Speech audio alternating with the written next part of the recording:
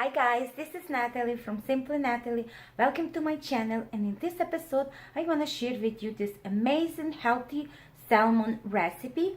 So easy to make and it's so delicious. So let's get started. So here I have a beautiful salmon fish.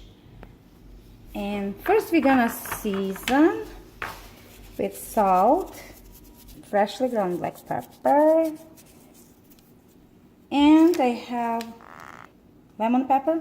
We order online, so we're gonna season with that. You can buy a new season or anywhere else in a store.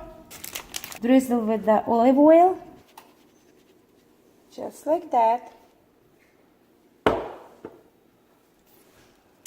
And I'm gonna put a lemon on top. There.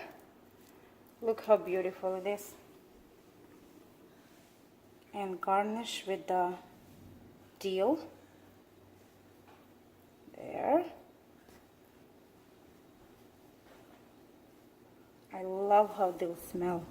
Dill and lemon is really good combination for salmon.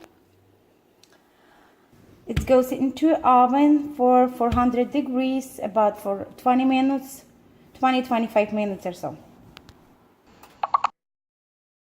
Thanks for watching, you guys. I hope you like this video. This salmon is amazing.